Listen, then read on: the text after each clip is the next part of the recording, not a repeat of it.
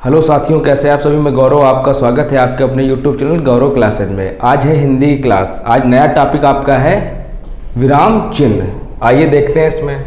अब सबसे पहले आपका आता है अल्प विराम।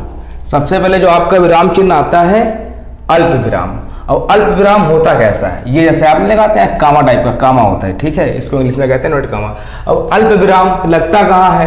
वाक्य के बीच में। ये अल्प विराम जो आपका है वाक्य के बीच में लगता है। जैसे यहाँ पे है गाय के दूध से दही, कामा लगा दिया, घी, कामा, मक्खन आदि बनाया जाता है।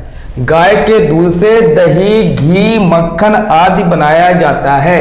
अब यहाँ एक ही चीज से, यानी दूध से आपका क्या बन रहा? दही भी बन रहा, घी भी बन रहा, मक्खन भी बन रहा। तो यहाँ पे आपका हर शब्द के बगल में, दही के साइड में फिर घी और मक्खन के बगल में क्या अल्प विराम लग जाएगा। कोई भी वाक्य बना सकते हैं। अब उसके बाद में आता है अर्धविराम। अर्धविराम जो आपका अल्प विराम होता है उसमें ठहराव होता है, और जो आपका अर्धविराम होता है ये भी वाक्य के बीच में होता है, इसमें बिल्कुल हल्का ठहराव होता है। जैसे कोई वाक्य दे रखा है, मैंने दिन रात पढ़ाई की लेकिन मैं फेल हो गया। यहाँ पे ठहराव हुआ मगर बिल्कुल हल्के समय के लिए हुआ। और जो आपका अर्धविराम का चिन्ह होता है आपका ये ऐसा होता है। अब आता है आपका नंबर 3 पूर्ण विराम। पूर्ण विराम का ये आपका चिन्ह होता है, और ये कहां लगता है? वाक्य के अंत में। कोई भी वाक्य है जब खत्म हो जाएगा तब आपका क्या लग जाएगा? पूर्ण विराम। अगर वाक्य खत्म नहीं हुआ तो पूर्ण विराम नहीं लगता है। अब जैसे मैं एक अच्छा अध्यापक हूं, अब यहां पे क्या हो गया? आपका पूरा जो वाक्य समाप्त हो गया। तो यहां पे क्या आपने लगा दिया? पूर्ण विराम।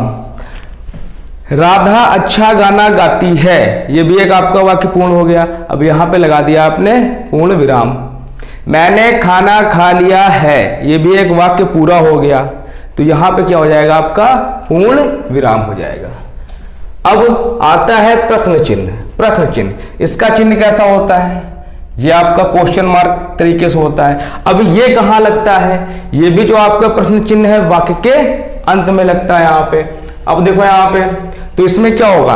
यानी जहां पे किसी प्रश्न का भाव उत्पन्न हो, कोई आपसे कोई प्रश्न पूछे तो वहां पे आपका क्या हो जाएगा? प्रश्नवाचक चिन्ह लग जाएगा। जैसे किसी व्यक्ति ने पूछा, मान लो हमें से पूछ दिया, क्या तुम चोर हो? किसी व्यक्ति ने पूछा, क्या तुम चोर हो? तो वहां पे आपका क्या हुआ? आखिरी में क्या लगेगा? क्वेश्चन मार्क, क्योंकि आपसे पूछा जा रहा है। मान लो एक दूसरा इसमें ले लो आपका क्या तुम प्यार करती हो? क्या तुम प्यार करती हो? यहां पर भी क्वेश्चन मार्क लग जाएगा। और वो प्यार करती हो चाहे ना करती हो उससे नहीं मतलब, और ये चोर हो या ना हो उससे नहीं मतलब। बस अगर प्रश्न पूछा जा रहा है, तो आपका क्या लग जाएगा? यहाँ पे प्रश्नवाचक चिन्ह का निशान लग जाएगा। ये ऐसा और ये ऐसा जो होता है। अब आता है आश्चर्य चिन्ह या विस्मयादि चिन्ह। अब ये कब लगता है? ये आप कह सकते हो वाक्य के पहले या अवयव के पहले लगता है। अब कैसा होता है ये आपका दुख में भी लगता है और सुख में। जब आप बहुत ज्यादा खुश होंगे तब भी लगाएंगे, जब आप बहुत ज्यादा दुखी होंगे तब भी लगाएंगे। दोनों कंडीशन में लगता है। कौन सा? आश्चर्य या विस्मयादि बोधक चिन्ह। अब देखो, जैसे आप हमें लिखा है सुख और दुख दोनों में लिखता है। अगर तुमने मान लो कोई अच्छा काम कर दिया तो आपके पड़ोसी आपको शाबाशी देते हैं। अगर आपने गलत काम कर दिया तो आपकी निंदा करते हैं। अब जैसे यहाँ पे, वाह तुमने तो नाम कर दिया, अब यहाँ पे खुशी उत्पन्न हो रही है। अब ये जैसे आपका पूर्ण विराम होता है, इसके नीचे बिंदी, यही तो होता है यहाँ पे आपका आश्चर्य विस्मयादिबोधक चिन्ह। तो यहाँ पे वाह तुमने तो नाम कर दिया। फिर दूसरा अगर दुख है, हाय मेरे तो भाग्य ही फूट गए, तब भी आपका ये लगेगा। अब इसके बाद में आता है कोष्ठक चिन्ह। कोष्ठक चिन्ह कब लगता है? कोष्ठक चिन्ह, वैसे कोष्ठक कितने प्रकार के होते हैं? कोष्ठक आपके 4 प्रकार के होते हैं। कौन कौन से? रेखा कोष्ठक, छोटा कोष्ठक, मंझला कोष्ठक और बड़ा कोष्ठक। आपके कोष्ठक 4 प्रकार के होते हैं, मगर हिंदी में कितने प्रकार का प्रयोग होता है? 3 प्रकार का। अब देखो यहाँ पे ये वाला आपका जो कोष्ठक हो गया, ये हो गया रेखा कोष्ठक, ये हो गया छोटा वाला, और ये जो घुंघराले बाल वाला है ये आपका मंझला कोष्ठक हो गया, और ये जो आपका चौथा वाला है ये आपका बड़ा कोष्ठक। मगर इसमें आपको इसका यूज नहीं है, रेखा कोष्ठक का। अब रेखा कोष्ठक का यूज होता कैसे है, कहां पे होता है?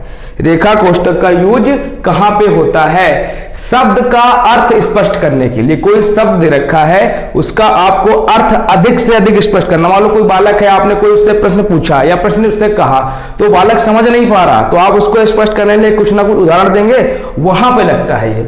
जैसे इंसान को अपनी सामर्थ्य का पता नहीं है, इंसान को अपनी सामर्थ्य। अब मान लो कोई बच्चा है, उसको सामर्थ्य का मतलब पता नहीं, क्या सामर्थ्य क्या होती, तो हमने ब्रैकेट में क्या लिख दिया? शक्ति। इंसान को अपनी शक्ति का पता नहीं है, यानी हमने लिखा था इंसान को अपनी सामर्थ्य का पता नहीं है। अब हमने क्या किया? अब छोटे ब्रैकेट के अंदर साथ में लिख दिया शक्ति, तो व्यक्ति समझ जाएगा ताकत के बारे में बात कर रहा है। अगर इंसान को अपनी शक्ति के बारे में पता चल जाए तो दिन रात पढ़ने लगेगा, तैयारी करेगा, कहीं ना कहीं सिलेक्शन हो जाएगा। वो शक्ति का पता ही नहीं करना जानता है। अब उसके बाद में आपका आता है अगला लाघव चिन्ह। उसके बाद में आपका आता है लाघव चिन्ह। बिल्कुल शॉर्ट में हम बता रहे हैं, कोई थ्योरी नहीं, आप समझ जाएंगे।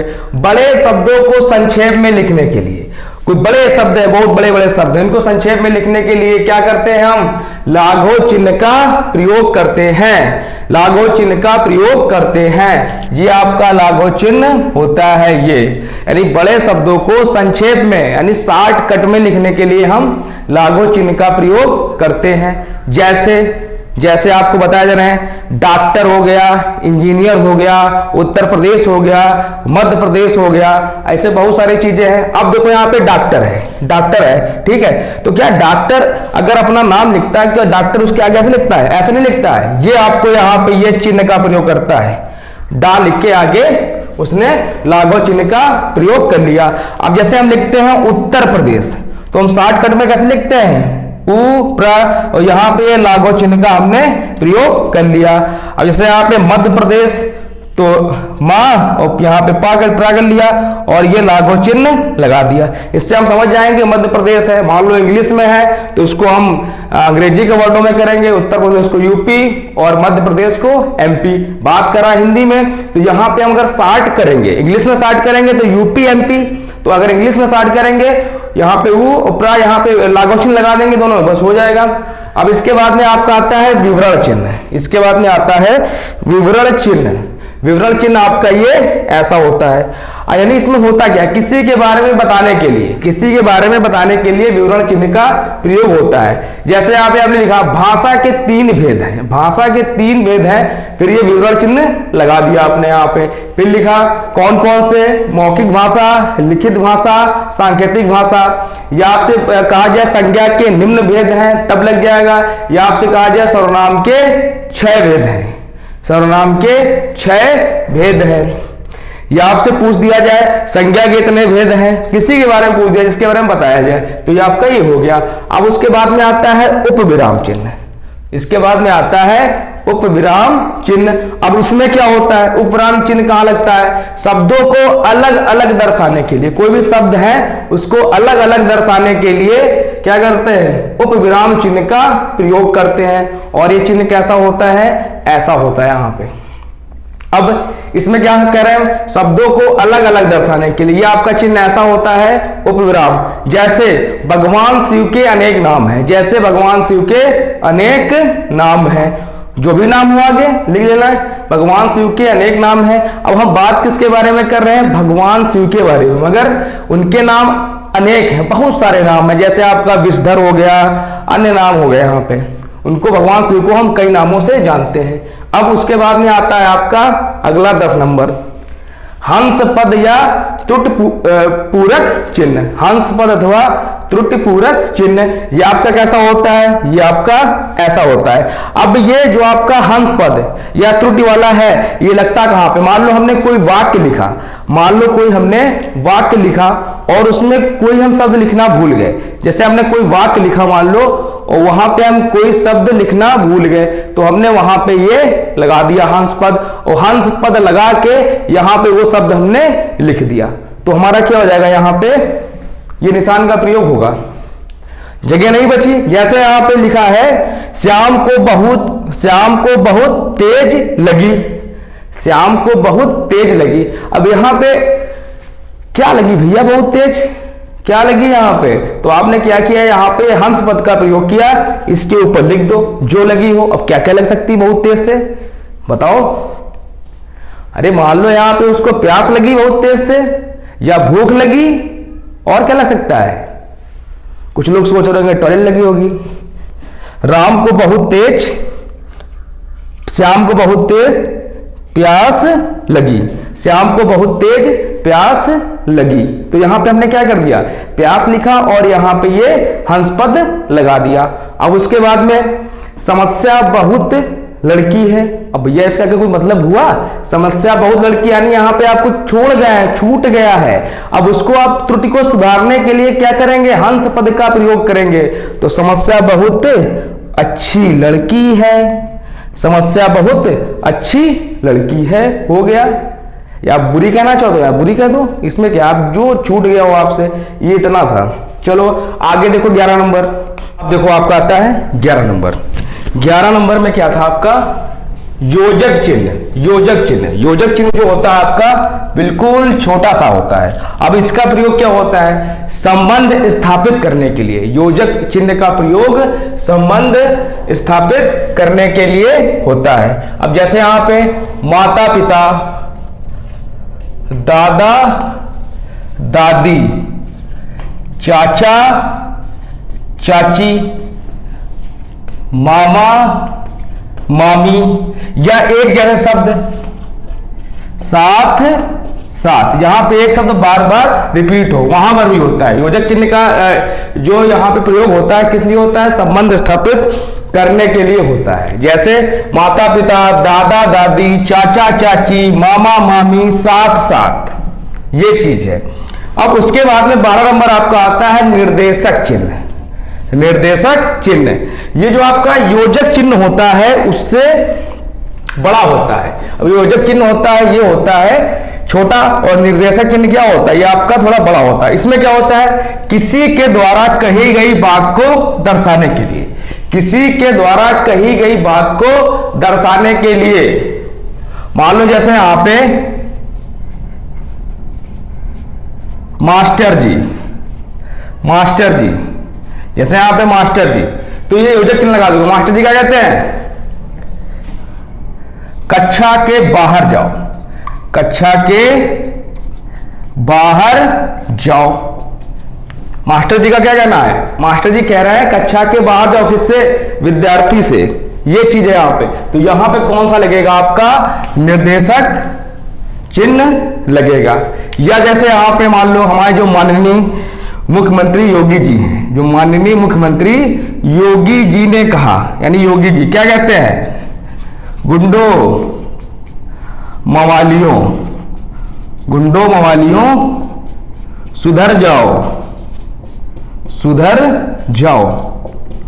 यहां पे जैसे मान लो किसी क्या होता है, किसी के द्वारा कही गई बात को दर्शाने के लिए, किसी के द्वारा कही गई बात को दर्शाने के लिए किसका, निर्देशक चिन्ह का हम प्रयोग करते हैं। जैसे माननीय योगी जी ने कहा कि गुंडों मवालियों सुधर जाओ, नहीं तो बुलडोजर चलेगा। माननीय योगी जी ने कहा गुंडों मवालियों सुधर जाओ, नहीं तो बुलडोजर चलेगा। अब जैसे यहाँ पे आपके हमारे मर्यादा पुरुषोत्तम भगवान श्री राम थे, उनके पास जो था राक्षसों का नाश करने के लिए क्या था, कौन सा उनके पास हथियार था, तो उनके पास हथियार था धनुष बाण। वो उससे राक्षसों का संहार करते थे। अब जैसे हमारे श्री कृष्ण भगवान जी हैं, उनके पास क्या था, उनके पास चक्र था, वो चक्र से राक्षसों का नाश करते थे। वैसे ही हमारे भगवान शंकर जी के पास, उनके पास क्या है, त्रिशूल है। वैसे ही आप उदाहरण ले लो इसमें, हमारे योगी जी के पास क्या है, हमारे योगी जी के पास हथियार है बुलडोजर। ये चीज है यहाँ पे। अब इसके बाद में क्या आता है आपका तुल्यता सूचक। तुल्यता सूचक में क्या होता है कि तुल्यता सूचक में क्या होता है, तुल्यता सूचक में कि ये तुल्यता सूचक, तुल्य माने क्या, तुलना करना, किसकी, बराबर में। आ और ई मिलकर क्या बनते हैं, बड़ी बन जाते हैं। उसके बाद में क्या होता है, पदलोप चिन्ह। पदलोप चिन्ह, पदलोप चिन्ह। अब इसमें क्या होता है, जैसे श्याम ने मोहन को, जैसे यहां पे आपका हो जाएगा, ऐसे होता है डैड सर के, श्याम ने मोहन को गाली दी, ऐसे श्याम ने मोहन को गाली दी। अब क्या गाली दी हमको नहीं पता, क्या दिया यहां पे, ठीक है। राजू ने कहा, राजू ने कहा